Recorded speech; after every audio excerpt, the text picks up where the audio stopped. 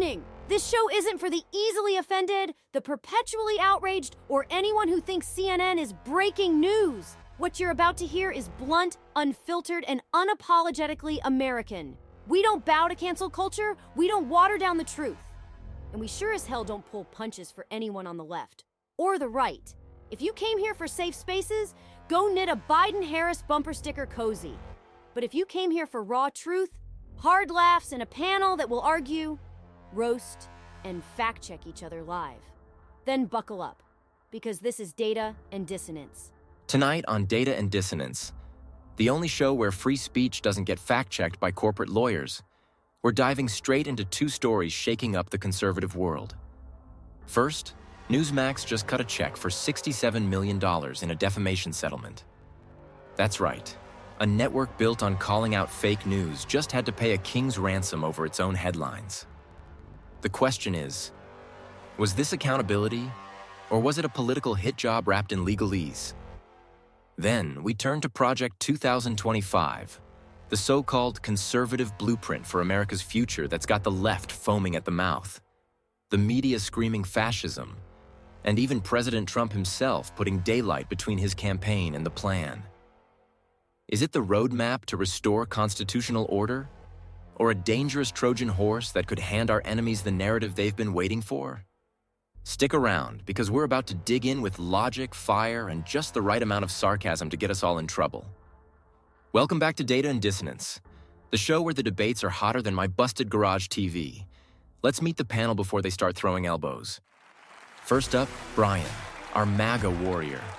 The guy's got more Trump hats than CNN's got excuses, and rumor has it he's trying to get "Build the Wall" embroidered on his pillowcases. Then we've got Daniel, the conspiracy theorist. He's the only man I know who can connect a missing Amazon package to the Bilderberg Group in under 30 seconds. Rachel's here, our independent voice of reason. She's like the seatbelt on this political roller coaster. You might not like it, but without her, we'd all go flying through the windshield. And now, our newest addition, Skylar, a progressive firebrand who thinks capitalism is the root of all evil. Cows are a hate crime, and that my coffee mug is personally responsible for climate change. But hey, someone's got to keep Brian's blood pressure spiking. Buckle up, folks. It's going to be a wild one. This episode of Data and Dissonance is brought to you by the Caleb Rourke Thriller series. If you like your political intrigue mixed with action, conspiracy, and a hero who doesn't take crap from anyone, this is your next binge. The Covenant Protocol and the Prophet Directive are out now, with Book 3, Black Echo Rising, dropping this December. Find them all on Amazon today. And hey, before we get rolling into segment 1, don't forget to check out the Data and Dissonance store. We've got our coffee lineup: High Lakes Light Roast, Rock Creek Medium Roast, and Bitterroot Dark Roast, roasted right here in the USA. If caffeine isn't your battlefield, we've got the trucker hats that say freedom louder than CNN whines, bumper stickers like Make Orwell Fiction Again, and even patriotic hoodies built to outlast the next media meltdown. Support the show, fuel the fight, and piss off a liberal or two in the process. Grab yours at dataanddissonance.printify.me. All right, folks, let's hit our first story tonight. Newsmax just agreed to pay $67 million to settle a defamation case. Another conservative network writing a monster check after claims about the 2020 election. The left is cheering, the right is grumbling, and lawyers are cashing in like lottery winners. Question is, what does this really mean for the conservative movement and for media credibility? Brian, let me start with you. First question. Is this just another example of courts being weaponized against the right? Or do you think Newsmax dug their own hole here? Artie, this was a setup from day one. The legal system is stacked against conservatives, always has been. They'll let CNN lie through its teeth for decades. But the second a conservative outlet even questions the narrative, here come the lawsuits. Did Newsmax say things they probably shouldn't have? Sure, but they're paying the price not because of accuracy, but because they dared to challenge the establishment. That's the real play here. Okay, so you're saying it's not about truth, it's about punishment. Let me ask you this, Brian. Doesn't writing a $67 million check still send the message that conservative media can't back up its claims? How do you spin that to the average independent voter? You spin it by telling them the truth, that settlements don't equal guilt. They're just the cost of survival.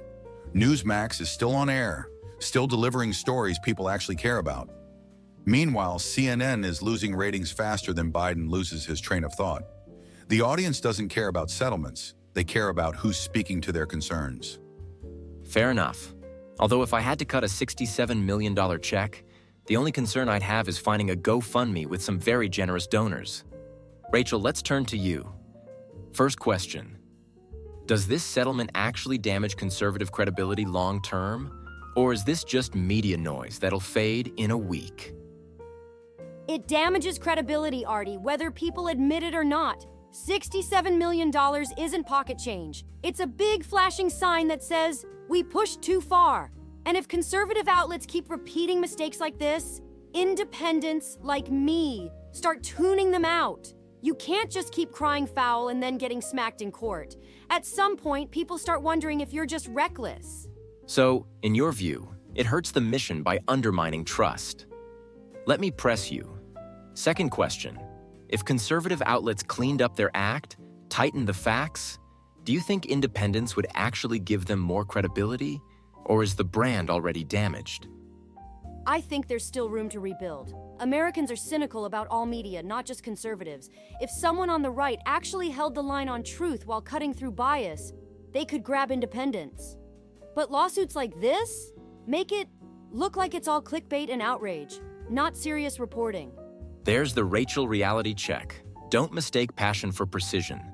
Daniel, your turn. First question. Do you see this as isolated to Newsmax or part of a larger pattern to crush any alternative voices? It's absolutely part of a larger pattern. First, it was Fox, then OAN, now Newsmax. It's systematic. The elites don't want multiple narratives, they want one. They don't care if your claim is true or not. If it threatens the official version, they'll bury you in lawsuits until you're bankrupt. This isn't about one network. It's about control of information. All right, conspiracy board strikes again. Let me hit you with round two. If that's true, what's the end game? Do you think they want every conservative voice gone, or just weakened enough to fall in line? They don't need to erase us completely. They just need to make it too expensive to resist. If every conservative outlet knows one risky story could cost tens of millions, they'll start self-censoring. That's the chilling effect. And that's scarier than any settlement number. Good point. Fear is cheaper than censorship. Skylar, I've been waiting for this. Your turn. First question. Do you see this as proof conservative media is toxic, or just an overdue consequence of reckless reporting? It's absolutely proof of toxicity. Conservative outlets profited off lies that undermine democracy. And when lies cause harm, there should be consequences. $67 million isn't even enough, in my opinion. It's a slap on the wrist. If we don't hold people accountable for disinformation, the cycle will never stop. Okay, but let me give you your second round. What about the argument Rachel made? Tighten up the facts, and conservative media could still persuade independents. Do you buy that, or do you think the whole model is broken? I think the model is broken. Conservative media thrives on fear and division, and even if they fact-check better, the business is built on outrage. You can't build trust on a foundation of constant victimhood. If people want credibility, they should look elsewhere. Spoken like someone who probably fact-checks their kombucha label before drinking it. But all right, good shots all around. Newsmax took the hit, the movement takes the bruise, and the lawyers take the payday. Let's move on. Because next up, we're tackling Project 2025, the blueprint everyone's arguing about, and whether it's salvation or suicide for the conservative movement. All right, strap in, folks. This one's a powder keg. Project 2025, the conservative policy blueprint making headlines everywhere. Some call it a roadmap to restoring America. Others call it a Trojan horse for authoritarianism. And of course, President Trump has now publicly distanced himself, saying he has nothing to do with it. So the question is, what's real here and what's hype? Let's crack this open. Brian, you're up first. Do you think conservatives should embrace this blueprint, or does it risk being political baggage? Artie, Project 2025 is nothing but a boogeyman the left cooked up. They're terrified of conservatives actually getting organized, so they take every white paper and policy memo and call it the end of democracy. It's ridiculous. Trump's right to distance himself, because why give the media more ammo? The base already knows what we stand for: secure borders, strong families, American jobs. We don't need a 1,000-page manifesto to tell us that. Okay, but let me push you here. Round 2. If Trump's distancing himself, doesn't that risk confusing voters? Like, are conservatives supposed to rally behind this blueprint or pretend it doesn't exist? No confusion at all. We rally behind Trump, period. The left wants us chasing distractions while they burn the country down. If the choice is between some DC think tank paper and the man who delivered the best economy in decades, I'll take the man every single time. Project 2025 is background noise compared to the actual movement. Fair enough. Forget the binder, follow the man. Sounds like a bumper sticker waiting to happen. Rachel, your turn. First question.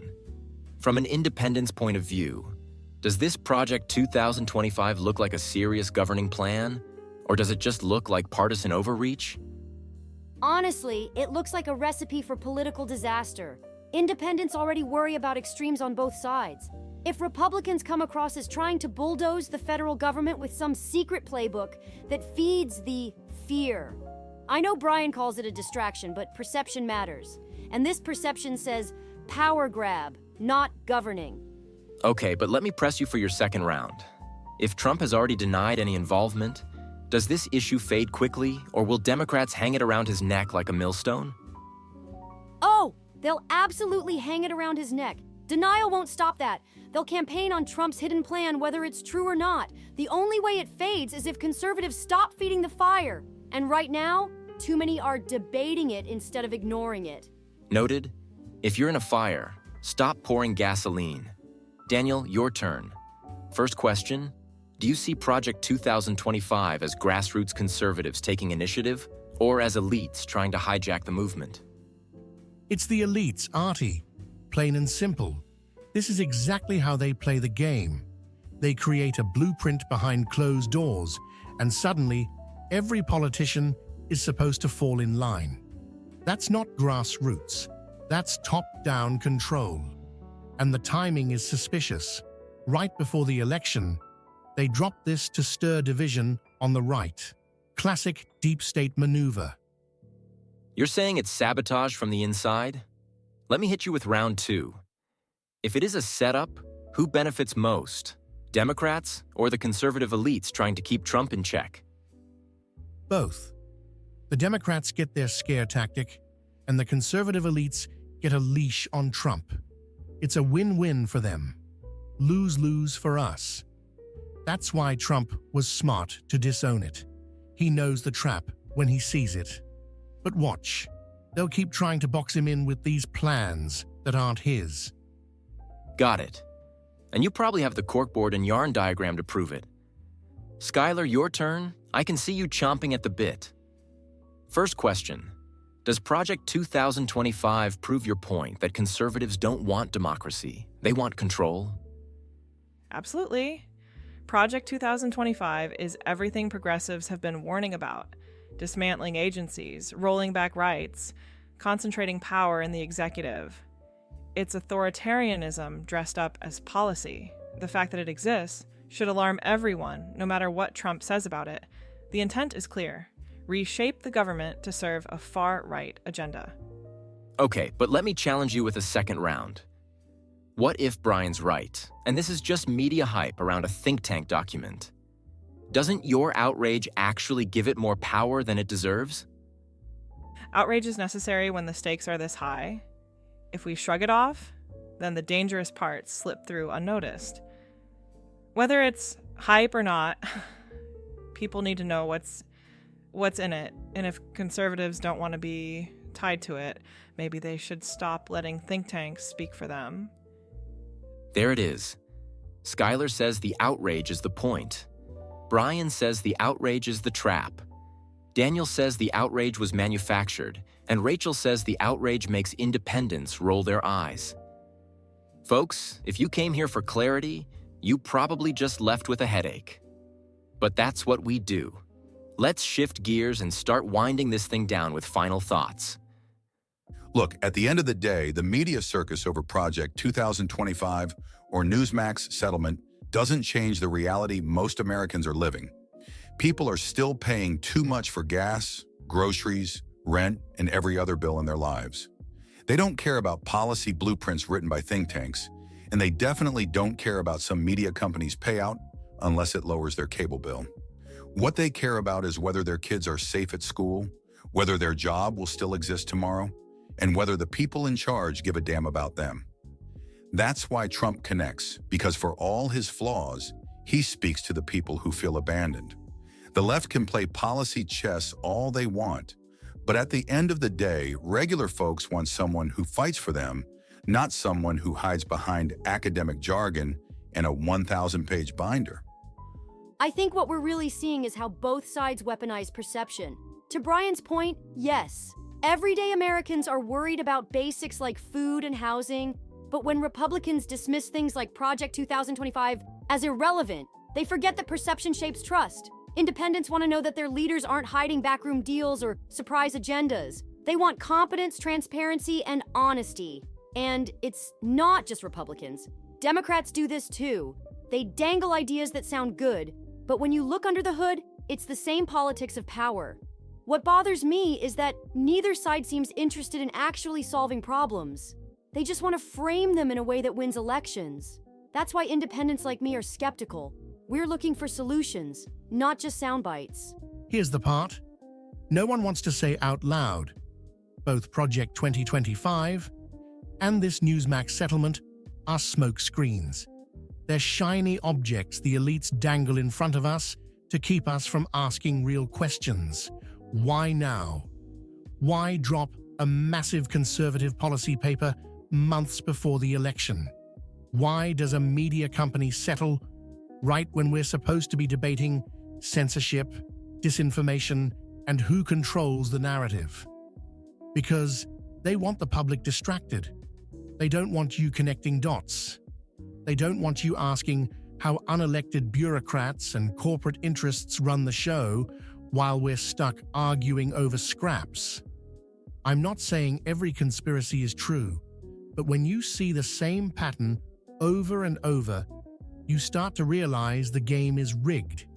And the elites don't care if it's Fox, CNN, or MSNBC. They just want us divided so they can keep cashing in. You know what I hear in all of this? A refusal to address the real crises. Climate collapse, systemic inequality, and the fact that capitalism is driving both.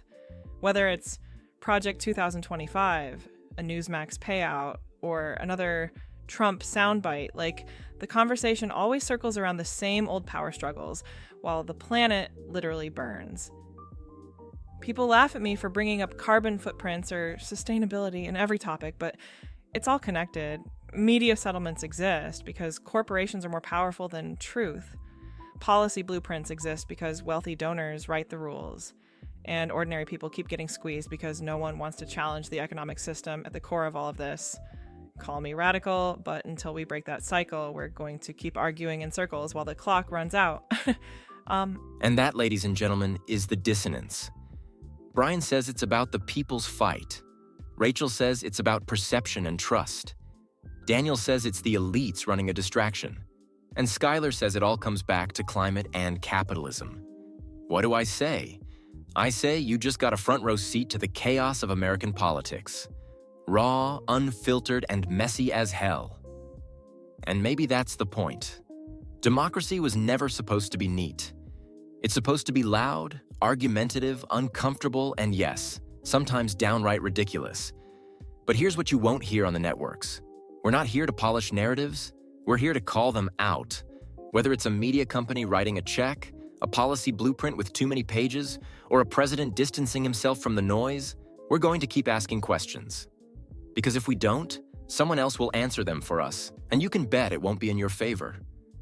So until tomorrow, remember the rule around here. speak truth, stir thought, and never apologize for doing either. Remember, speak truth, stir thought. This is Data and Dissonance, signing off.